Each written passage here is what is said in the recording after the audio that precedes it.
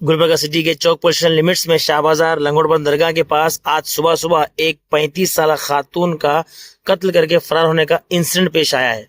बताया जा रहा है कि शाहबाजार लंगोटबंद दरगाह के पास आज सुबह एक खातून को चाकू से हमला करके कत्ल करके फरार हो चुके हैं। गुलबर्गा के पुलिस कमिश्नर और चौक पुलिस स्टेशन की टीम ने स्पॉट पर पहुंचकर मुआयना किया और बॉडी को पोस्टमार्टम के लिए गवर्नमेंट हॉस्पिटल भेज दिया गया है। गुलबर्गा के पुलिस कमिश्नर ने बताया जिस खातून का कत्ल हुआ है उनका नाम रूपा वेंकटेश बिरादर है, जिसकी उम्र 35 साल है। अपने कुछ घरेलू झगड़ों को लेकर ये कत्ल का मामला पेश आया है। ये खातून की शादी होने के बाद कलंगरा गांव में रहती थी। कुछ दिनों से गुलबर्गा के शाह बाजार में शिफ्ट हुई थी। एक समोसा बनाने की दुकान में काम करती थी। आज सुबह अपने बच्चों को स्कूल भेजकर अपने काम पर जाने के दौरान ही हादसा पेश आया है। स्पॉट पे खातून की डेथ हो चुकी है। आइए देखते हैं गुलबर्गा की ये रिपोर्ट।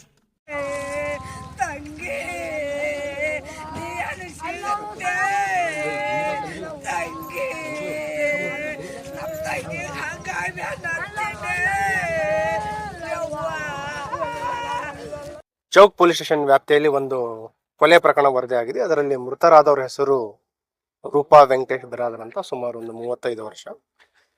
ಪ್ರಾಥಮಿಕ ಮಾಹಿತಿ ಕಲೆ ಹಾಕಿದ ಪ್ರಕಾರ ಇದೊಂದು ಕೌಟುಂಬಿಕ ಕಲಹದ ಹಿನ್ನೆಲೆಯಲ್ಲಿ ಕೊಲೆ ಆಗಿರೋದು ಮಾಹಿತಿ ಇದೆ.